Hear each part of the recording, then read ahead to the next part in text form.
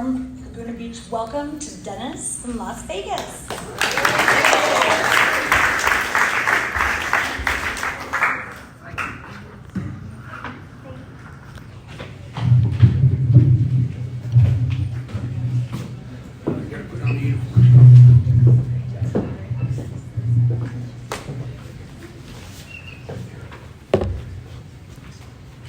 I feel so much more sober now.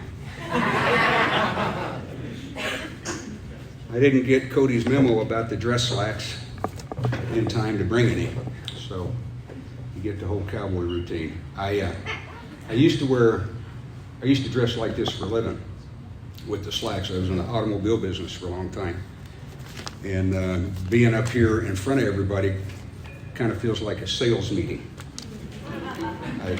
I used to conduct quite a few of those, so I'm going to do my best to give you the features and benefits of being sober. And then you'll be able to carry that message to others and start your own little deal. Now this is pressure tonight. Usually Tom P is here to host me and take care of me, but Tom has heard me speak before and he wisely chose to leave town. So he's up in Montana. But the pressure comes because I got somebody brand new here. And we so badly, as members of AA that know what this is and the miracle that it's performed in most of our lives, and especially mine, that we want so badly to be able to transmit that in a way that is that can be assimilated and used. I'm a product of a treatment center, a couple of them, and a nut ward, and a lot of jails, and shrinks, and marrying strippers. So I'm a product of a lot of that. But the last time I was in a spin dry, I got lucky. They took me. It was a 4-week treatment center. I didn't have insurance. My dad, who's going to be part of this talk, had managed to get put in there about 3 months prior, and I guess he'd been a good inmate, and based on that, they agreed to let me in on a scholarship, which means they let me in and then I could pay them back later as I hopefully got sober enough to get a job and would pay them back. It was a 4-week treatment center, and 8 weeks later they let me out. But when I was there, and I can use his last name, but there was a guy from Colorado, this was up in Estes Park, Colorado, one of the old-time members who was fairly well known at the time, Don Pritz, and he's dead now, so I can use his last name. But Don came up to that treatment facility and spoke, and it was the first time somebody had basically thrown a fastball right down the middle of the plate of what I was used to. And he talked a lot about drugs, and he talked a lot about legal trouble, and he talked a lot about the insanity that drinking and drugging had caused. And it was the first time that I really felt like he was talking to me, and I completely understood where he was coming from. I understood the emotions, I understood the fear, I understood the lack of belief that anything could change. I understood all that, and it really made a difference for me. So I sincerely hope, if you're new, that there's something that I can transmit that is usable. If you're new also, I want you to know, it may look like it's too bad for the old guy in the blue coat that he had to spend most of his life stuck in AA. Life in the penalty box. And but I'm going to try to put some of those fears to rest, that it's not life in the penalty box. And also, those of us that have been around a while, we still remember. And then we still remember. And every time I go to a meeting, I still remember what it was like. And it's inescapable. And I think it's important to keep that fresh in my memory. And if you're new, we understand that, how that feels. And we also understand maybe more than you think we know. And just for example, something I know, being a longtime AA member, if you're new, I already know it hasn't been a very good year so far. But that's true for everybody that's come to AA. Got a couple friends here. Excuse me. We're going to pretend that didn't happen. I have a drinking problem. have a couple of friends here. It's good to have them here. Josh, my friend Rick, my friend Dennis. Dennis and I are ski bums. That's a whole nother 12-step requirement, getting over that stuff. But good to have you guys. Thanks. Cody, thanks for inviting me. I appreciate it. Well, early on, my life, raised an alcoholic family with the yelling and the violence and the slapping and the hitting and the furniture breaking and the uncertainty, I was ripe for alcoholism. Absolutely ripe. I don't think I was born alcoholic, otherwise I wouldn't have gravitated so hard toward drugs initially. But I think the book kind of backs me up there when it says, but when we were crushed, when we became alcoholics, crushed by a self-imposed crisis that we could no longer postpone or evade. And that kind of tells me I acquired alcoholism. Now, I was right for it, but I believe I acquired it. I wanted to get away. I became real withdrawn. I wanted to get away from the world. At the age of maybe 12 years old, I got addicted to hyperventilating. You ever do that? Yeah. You hyperventilate, hold your breath, fall over, and hit your head.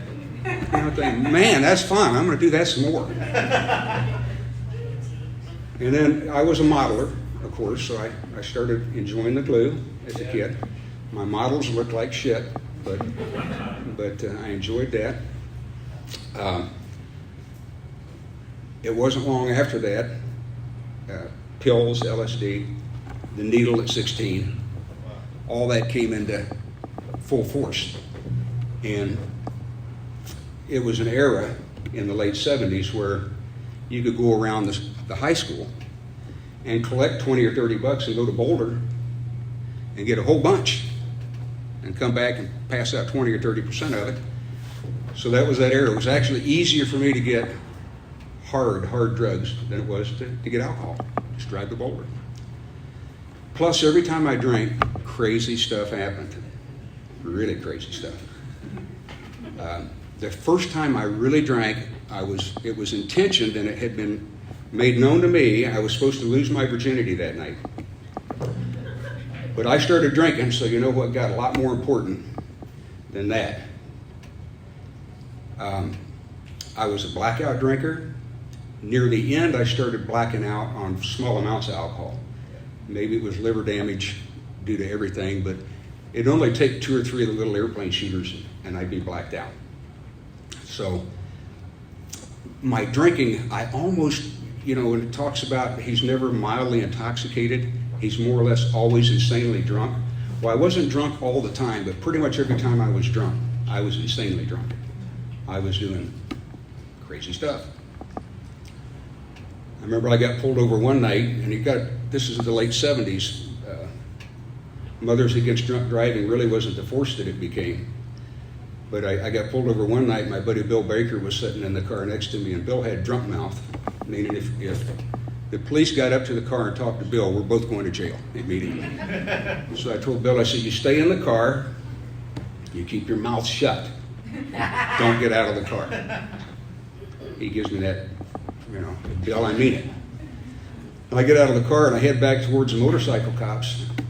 I'm going to keep them from getting all the way to the cabin.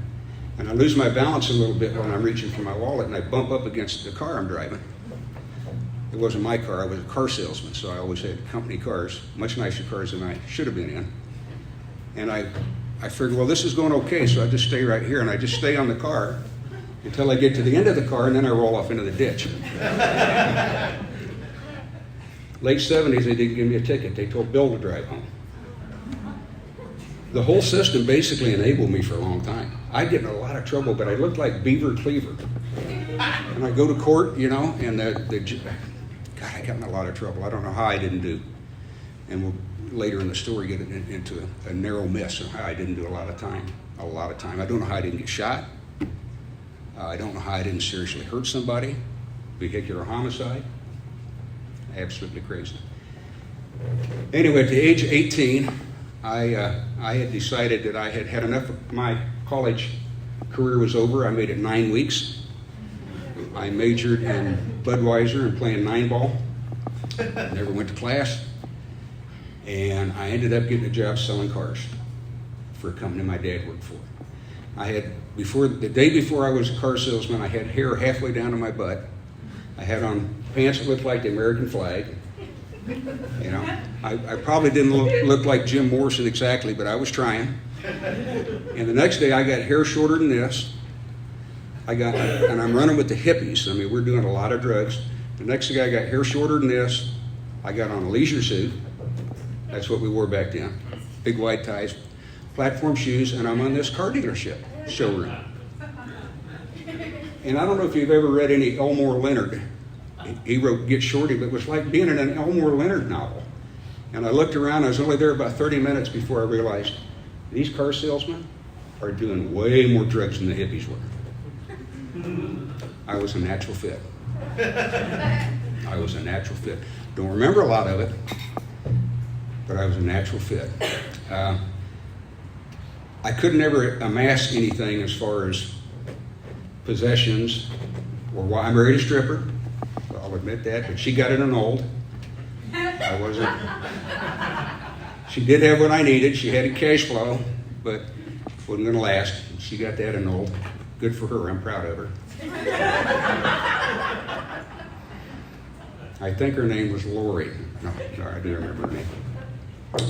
And some bad stuff happened between me and Lori in blackouts. I mean, I hospitalized her and had no idea. And that was the first time I realized, oof, there's something bad going on here. This doesn't connect. It's almost like a psychotic break because I couldn't put the pieces together of how that could have happened. So I ended up going to see a psychiatrist. And we are tough for psychiatrists because we usually won't tell them the truth. And besides that, he gave me my first couple of prescriptions, and I went home to see how they'd work in a needle and a syringe. Don't need to shoot your psych meds. It's a waste of time. And from there, I might have made it a few more months before I totally cratered. One night I was experiencing hallucinations and hearing things that normally I would pay a lot of money to hear things and see things, but I felt really bad and I was really scared. And I ended up in psych ward. The psychiatrist arranged for me to get right into a psych ward. I went right in. Their paperwork was not very good. They processed me. I was totally psychotic. I'd probably been awake better part of 2 weeks and drinking Jim Beam for my calorie intake. And they processed the paperwork, and they had what I later learned to call nuts night out. Meaning I don't know if you finished your peas and carrots or whatever it was, if you were a good nut, maybe not violent was a good part of it too, they'd put you in the short bus and drive you somewhere fun for recreation, to a movie or bowling. Well, it's my first night in, I'm psychotic. They give me my starter dose of a drug called Thorazine. They screwed up, they put me on the list, they put me on the short bus and took me roller skating. Man, I beat the crap out of myself. In about 5 minutes, I just beat to death. They escorted me off anyway. I'm in that nut ward watching them eat the ping pong paddles for about 2 weeks. And this other group would come from another part of the hospital to have lunch before we did. And I found out later that was the alcohol and drug treatment center people coming over. And they looked more like me than Sally chewing on the ping pong paddle. They had more in common, I thought, with me than Sally. And besides, they quit giving me Librium, so it was time to do something else.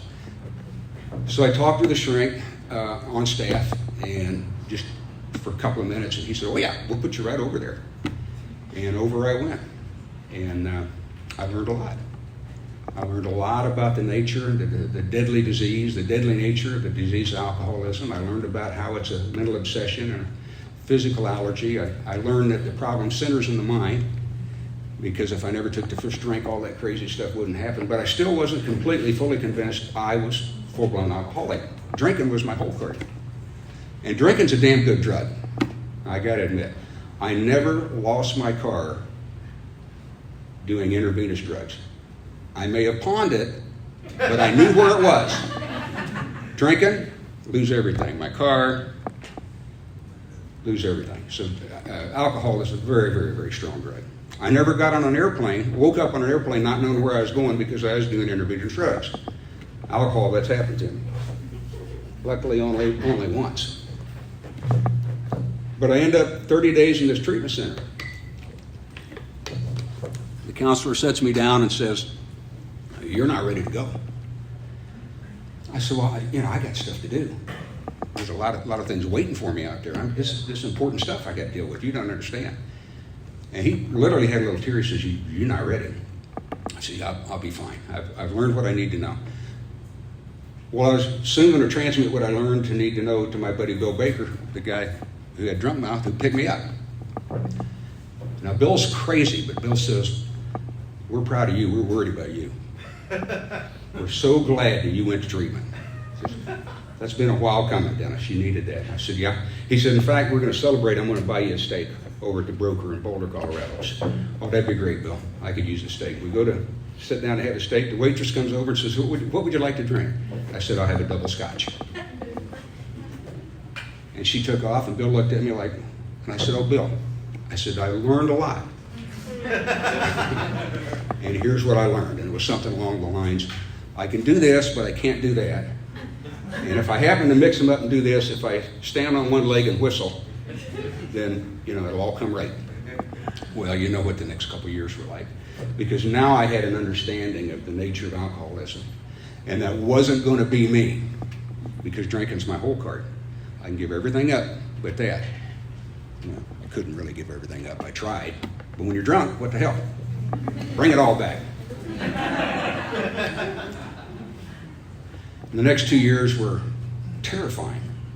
My life when I was growing up was like life inside of a pinball machine. And this was like some advanced version of that. And I'd managed to cop a couple of felonies, got convicted of one where, looking like Beaver Cleaver, I got very fortunate to get probation. Because I had a long list of mostly nuisance stuff, but I had a list. And I got out of this treatment facility. I got a job offer up in Cheyenne, Wyoming. Wonderful place. If you ever go to Cheyenne, the wind blows hard. In fact, the wind blows so hard that if it stops, all us drunks fall over. But Cheyenne was, oh man, what a party town for drinking. Oh my God. Oh my God. So, I'm up there. I conveniently forget that I've been granted permission to move out of state by my probation officer to make a living in exchange for coming back to Colorado once a month to appear in person, and him and I have our little face-to-face. Well, I'd been forgetting about that for a few months. I didn't realize I was forgetting about it.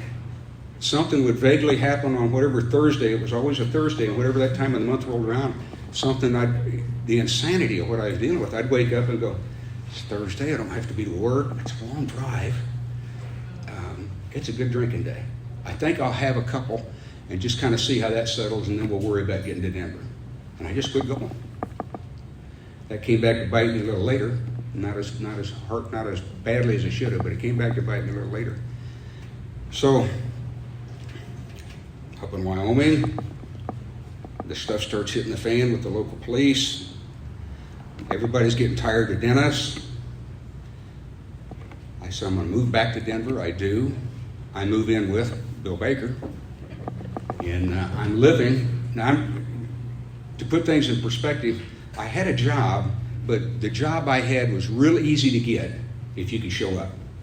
That's it. And they give you a card in advance. So it wasn't like I was some, professional. It was luckily I could stay employed. But I didn't lose everything to drinking and drugging because I couldn't get a pile to lose. I could get nothing. I moved to Bill Baker's in a trash sack, in a garbage bag. I had to leave behind the painted pink dresser that I had taken off the side of the road one day because I needed a dresser. Now, by the time I got done with it, it was ornately painted because I was also into amphetamines. But I had to leave that behind. And I'm at Bill Baker's house, living in a back bedroom, sleeping on a pile of dirty clothes, basically. And I had another pile of clothes, and those were kind of dirty, but okay to wear. And you know, things accelerated quickly, really quickly. I went through a couple jobs real fast. Still not aware of the fact that there's going to be a warrant out for my arrest real quick. I don't know how you forget that kind of stuff. It's not even, it's like willful, it's like you're denying it, and you know you're denying it, but it's going to be okay. God, that sounds like a drum, don't it? Sounds like a drum. So the stuff hit the fan. Prior to this, I had a little bit of a little miniature spiritual awakening. My father, who'd been a very heavy drinker, had been dry for 8 years.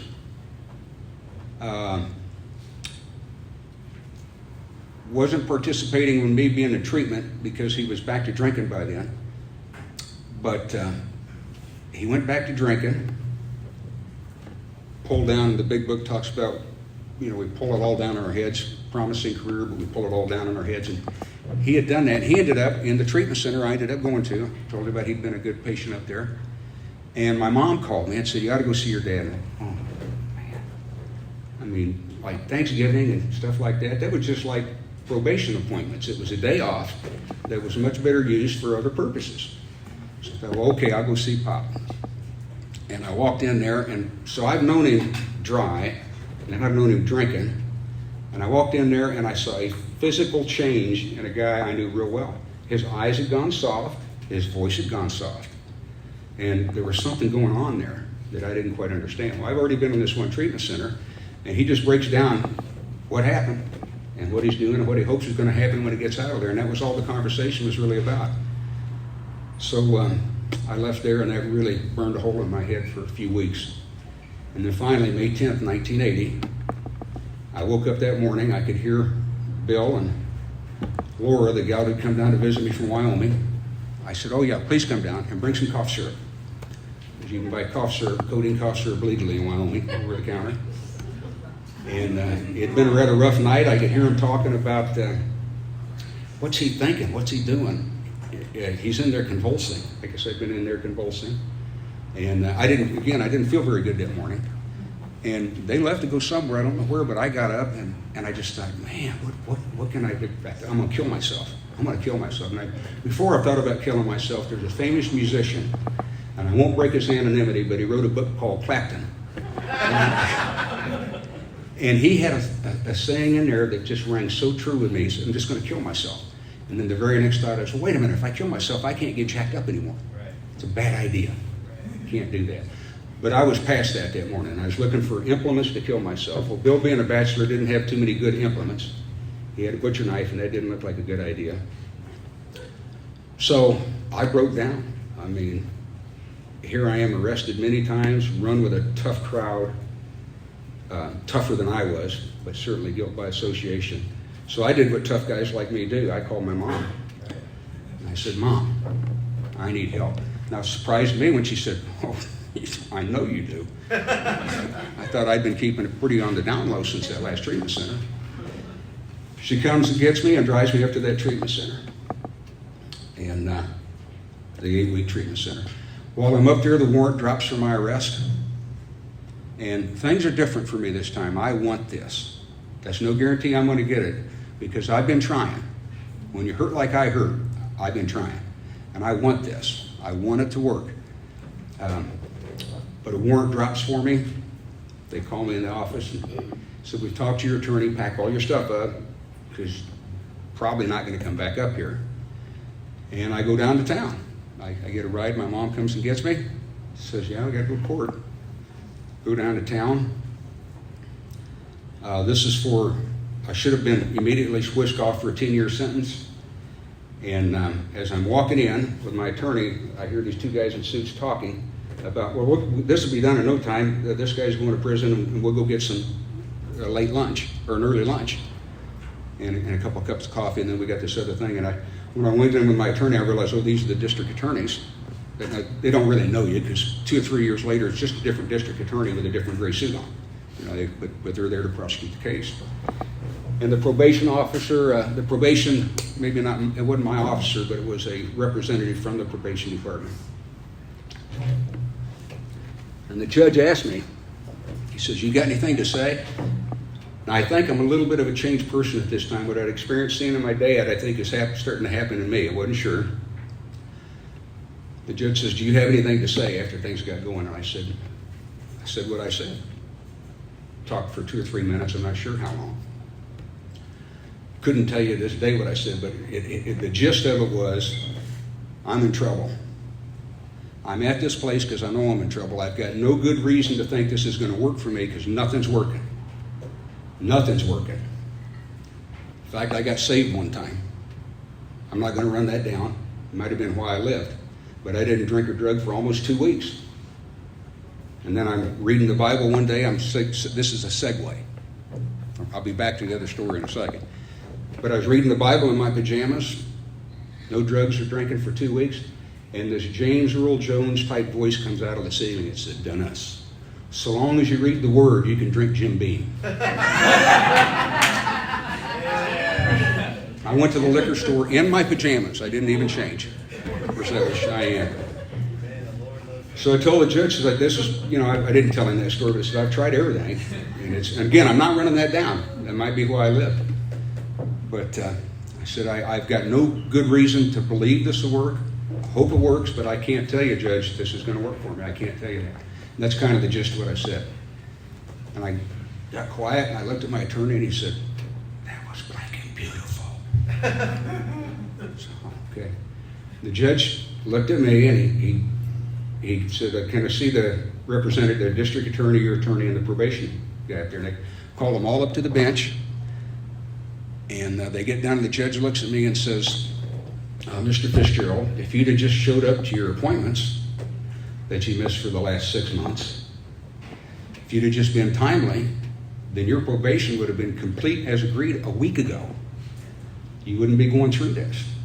He said, but based on what you just told me, and on the condition you go back and continue on your path of recovery, he says, and with the probation department and the district attorney signing off on it, they've agreed we're going to consider your probation complete as agreed. Bam. You talk about a little bit of a spiritual awakening. Beaver Cleaver is supposed to be going to prison, without a doubt. And now I'm going back up to this treatment center with the bag I packed because I wasn't coming back. So the last 2 or 3 weeks up there were especially meaningful. Especially meaningful. I got out of there, I forget what it cost. I think it was like $9,000. This is 1980, so it's like $9,000 a month back then. So $18,000. I picked up my $18,000 big book, which was really what I needed. But I'm glad I had that. I'm glad I was sequestered. I'm glad that, the demons, whatever, that all that wasn't. They couldn't get to me up there. I wasn't even concerned that my probation was coming due until I found out I had a warrant for my arrest. I'm glad I had that kind of break. If you're new, please do everything you can to stay away from anything that used to be and plug in here more, because that gap, gaining that gap was so important for me. Plus, when I got the gap, not only did I get a little confidence that I could make it a few weeks, but I could look back across the gap and see how flippin' crazy it all had really been. Truly, truly, truly crazy. So, May 10th, 1980, get out of treatment. About 8 weeks later, boom, I come up here. Sorry. We're going casual now.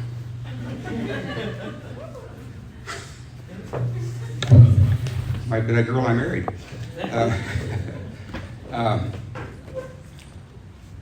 Walk back out into the real world. Not really knowing what's going on. Didn't have a car, didn't have anything. But I got sober. And so what happens then? Let's see, I stayed sober. I never made another bad decision or mistake again, right? No. Life has been a trip. But what did happen, it took me a couple years to get clear of all the financial wreckage. It took me a couple years to get clear of that, but I immediately knew and wanted to be a member of AA. I immediately knew that that's where I needed to be. I immediately knew that. And so much of my sense of community and fellowship, immediately I started feeling that. I started meeting people and hanging with people. And really, I tell you, if you're new and you look around the room and think, they don't look like they drank like I did or had those kind of problems, But man, there's some crazy stories in here. I mean, it's hard to believe until you really get to know them. And also, being a member of AA, I got to say, I've got a million best friends I haven't met yet. I have an affinity for hanging out with alcoholics. It's my tribe. That's what I do. I find them interesting. I find their recovery inspiring. I find the information that they have valuable to me, and I can use it in my own life. I mean, I don't know that thing where they say, who you see here, what you hear here, who you see here, when you leave here, let it stay here. Well, I won't tell anybody I saw you here, but if you said good stuff, I'm taking it with me. I'm going to say it again and again and again. So I'm not sure how that applies to that, but that's my philosophy on it. And I started learning that I could hold a job. I didn't have to have 4 jobs a year. And I started making a little bit of money. And then I got to the 9th step. So the first step, pretty easy. Where's my timer? Okay, when we get down to 2 minutes, let me know, and then I'll really get into recovery. I used to hear that. You could have taught more about recovery. I said, go read Dr. Bob's story. It's 8 pages of drunkalogue and 3 pages of recovery. Leave me alone. I started making a couple of bucks, and I started paying people back. I had to be a little bit kinky, so I didn't pay any taxes on it for a long time, but I made that up later. And as I paid these people back, now that's a good way to start your amends, because most people are glad to see the money. So if you're paying the people back the money, that's usually a good place to start. They're happy when you hand them those Benjamins. They say, you're okay. We're glad you dropped by. But I started feeling like a citizen. I started feeling like, okay, I can kind of do this. I can kind of get a little traction. And sure enough, I did. And it ended up being a career. And then that ended up being an early retirement. And then that ended up being like the retired businessman lolling in the Florida sunshine, complaining in the state of the nation. But a lot of meetings. Going to a lot of meetings as well. First step when I got here, I mean, I've just barely given you the broadest brushstrokes of the insanity that I lived in. So, and the effort, the many times I tried psychologically, spiritually, medically to deal with my issue, admitting my life is unmanageable was easy. I had known for a long time that the reason I hurt the way I did was because I drank and drugged. It started hurting. I was able to identify that as the primary source of my pain. But until I got to AA, even identifying it as my primary source of my pain, being able to say, okay, if I stop or moderate, then the policeman will quit arresting me, the girls will quit leaving me, the boss will quit firing me. If I stop or moderate, I'll be okay. And when I really tried, I couldn't do it until I got to AA. So being unmanageable, that was easy. Powerless over alcohol, I think, is a little bit more intricate than, for me, the first step from what I understand about it. Again, what you're hearing from me is my opinion. So if it resonates, great. If it doesn't, crazy old fart up there at the podium. Don't worry about it. What I'm powerless over, I believe, is that I've got this thinking established in my mind, the mind of an alcoholic. And there's a part in the big book where it talks about the jaywalker and how he keeps going back to it. And there's a few other incidents of trying, and the result always being bad because we pick up the first drink. And then the conclusion, more or less, or the observation is, these observations would be pointless if our friend never picked up the first drink, thereby setting a terrible cycle of emotions. So therefore, we think the problem of the alcoholic centers in the mind rather than in the body. Now, I have a broken thermostat in my body. How much of that is mental or physical, I don't know. But when I run the heat up to 72, that's my demand for heat. See, that's my demand for drinking. And I start drinking, somehow I go right past 72. I didn't mean to, I was aiming for 72. And that might be the physical component. But the problem centers in the mind. And the big book talks about that I have a peculiar mental twist. It says I have a subtle insanity. It says I have a strange mental blank spot. And in another paragraph, it kind of sums it up well. It says, I am unable at certain times to bring into my consciousness with sufficient force the suffering and humiliation that drinking is going to cause me. I am without defense against the first drink. And so I believe people wake up drunk. I mean, just don't know how it happened. It hasn't happened to me, but I think I've seen it happen. So I believe that happens. So I have the mind of an alcoholic. And that's the insanity that the second step is talking about. The mind of the alcoholic, this let's call it just plain insanity. And that's what the higher power, I'm asking the higher power to relieve me of. I still got some other quirks and kinks. Those are called character defects, and we'll deal with those in later steps. But the insanity they're talking about pertains to alcoholism. Mental illness people, I feel bad for them, but the big book says many of them do recover. They have the capacity to be honest, and I think that the capacity to be honest, what they're talking about, is the ability to honestly discern that the number one problem is alcoholism. That's the honesty required. The whole first paragraph of how it works, the honesty they're talking about is all about the honesty dealing with alcoholism. It's not about cash register honesty. It's about dealing with alcoholism. So as long as I'm able to understand that my number one problem is alcoholism, I have a chance at everything else. Put it in perspective. Say when I was in the car business, say I traded for an old car that had wiring problems. And I got wiring problems up here because I have the mind of an alcoholic. At certain times, this is not going to defend me against a drink. Now, I experienced that myself, and I've also seen it since I've been in here since 1980, thousands of times. So I believe that. I got this wiring problem. And that old car, if it's ever going to be right, the wiring is going to have to be addressed, or it's not going to be reliable. So that's great. I got these wiring problems, and I have sought help for that over the years. But if the wiring is so bad, and it's going to need to be fixed, don't get me wrong, I'm not saying the mental issue isn't an issue. It is. It's going to need to be fixed. But if the faulty wiring causes the car to burst into flames, which is active alcoholism and drug addiction, now I probably ought to put out the fire before I try to fix the wiring anymore. Put out the fire, work on the wiring. The insanity of the second step, I think that's really what they're dealing with. I think that's what I'm powerless over, is this. I think that's what I need a power greater than myself to help me with. Third step was no problem. I'd already met James Earl Jones. But basically I saw in the book, it's more in the, Pat will have to tell me where it is the book, it says, when we were approached by those in whom the problem had been solved, there was nothing left to do but pick up the simple kit of spiritual tools and laid at our feet.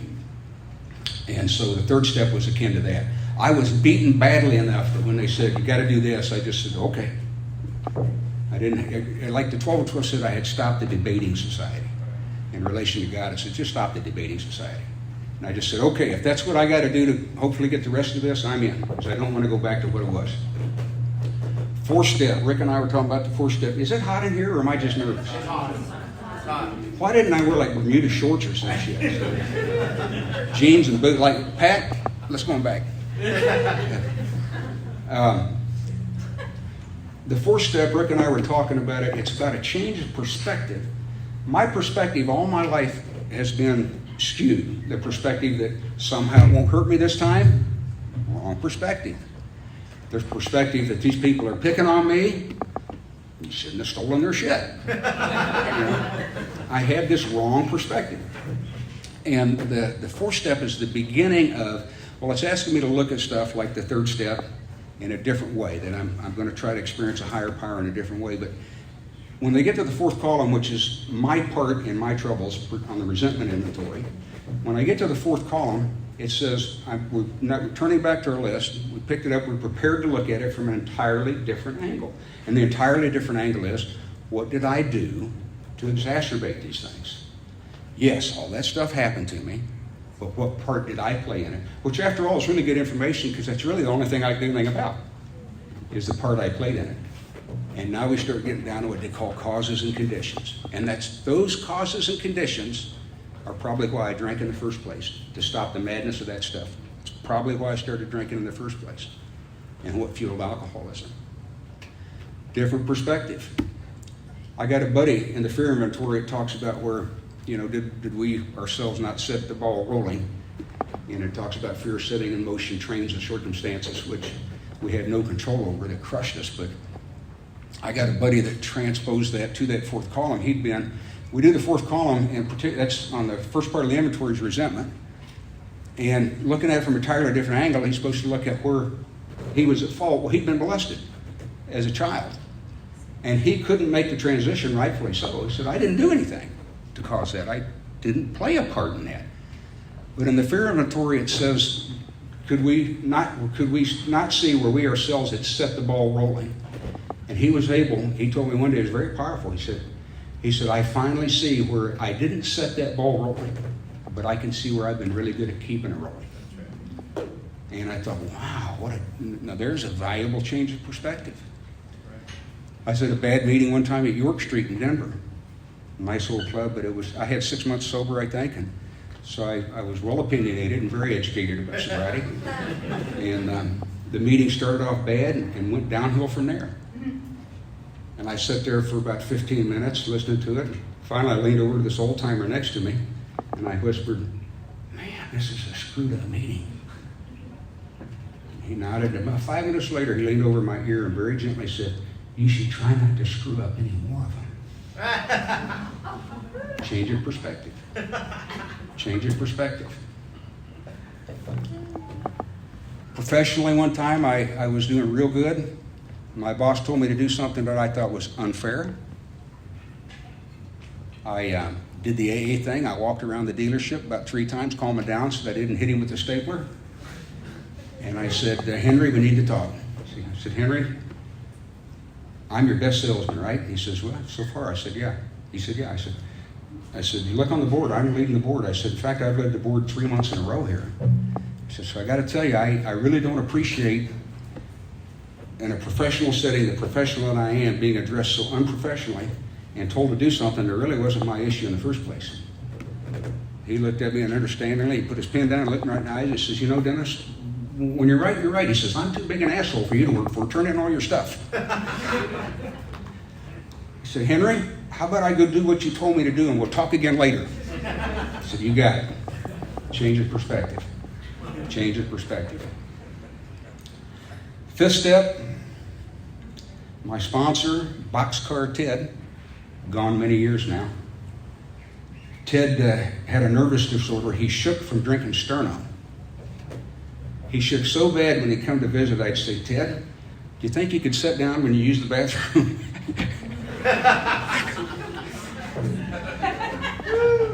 Boxcar had some stories, and a lot of them included riding in boxcars. So I'm telling him this 5th step from Beaver Cleaver's 5th step, and he fell asleep. A little while later, he woke up and he explained the purpose of the 5th step. He said, it's for you to see it. It's for you to get honest with another human being about what you see. And it worked. That worked for me. I've subsequently written 10 steps or another 4-step, whatever you want to call it. Years ago, I did a written resentment inventory. And I had like 22 minutes. Oh, damn, now we got to get into recovery. I had like 1.5 pages of resentment, single-spaced, at 25 years sober. I thought, whoo, this guy has got some problems. But then I thought, well, wait a minute, am I extra sick for having this many resentments or extra healthy for knowing what one is? Change your perspective. Change your perspective. Higher power, it's not my business. My higher power will make known to anybody in the room, whoever he wants to make it known to. It's not my business to convince anybody of a higher power. I personally think that it's better a one-on-one discussion. I know guys get up and here's the thing, I'm 42 years sober. I know a lot of guys sober as long as me, okay? And we are never not full of crap. Never, okay? Character defects, they're not going away. So dispensing advice on what God should be to you, If character defects went away, I wouldn't need to continue to watch for selfishness, dishonesty, resentment, and fear in the 10th step. They're not going